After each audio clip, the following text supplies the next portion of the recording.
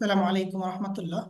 Bangladesh national building কোডের electrical part থেকে আমরা আলোচনা করতেছি। এখন আলোচনার বিষয়টা হচ্ছে, যদি একই রুমে একাধিক পাওয়ার সকেট থাকে তাহলে ওয়্যারিং এর সিস্টেমটা কি হবে। আসুন জেনে নিই বাংলাদেশ ন্যাশনাল বিল্ডিং কোডের ইলেকট্রিক্যাল পার্ট থেকে। যদি একটি রুমে পাওয়ার সকেট থাকে, একই রুমে একাধিক পাওয়ার সকেট থাকলে আলাদা আলাদা ফেজের মাধ্যমে পাওয়ার সংযোগ অ্যাভয়েড করতে হবে। অর্থাৎ আপনার রুমে যখন আপনি দুইটা তিনটা বা একাধিক পাওয়ার সকেট ইউজ করবেন, তখন আলাদা আলাদা ফেজ থেকে পাওয়ার নেওয়াটা অ্যাভয়েড করবেন। যদি আলাদা আলাদা ফেজ থেকে রুমে পাওয়ার সকেটে পাওয়ারের সংযোগ দিতেই হয়, তাহলে একটা পাওয়ার সকেট থেকে আরেকটা পাওয়ার সকেট মিনিমাম আপনাকে 2 মিটার বা তার চেয়ে বেশি দূরত্বে বসাতে হবে।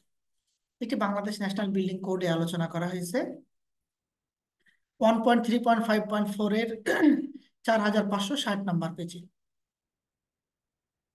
আরএসসি অডিট এবং অন্যান্য অডিটের রিকোয়ারমেন্ট অনুযায়ী বিভিন্ন টপিকসের উপরে আপডেট আলোচনা পেতে আমাদের তাকওয়া লার্নিং এর ফেসবুক পেজ এবং ইউটিউব চ্যানেলটি সাবস্ক্রাইব করে রাখুন। আমি ইঞ্জিনিয়ারিং কোডের বিভিন্ন টপিকসের উপর গুরুত্বপূর্ণ আলোচনা ধারাবাহিক ভিডিও তৈরি করে আপনাদেরকে দেওয়ার চেষ্টা করবো ইনশাআল্লাহ, যেন আপনাদের ক্যারিয়ারে এগুলো কাজে লাগে। ধন্যবাদ সবাইকে। আসসালামু আলাইকুম রহমতুল্লাহ।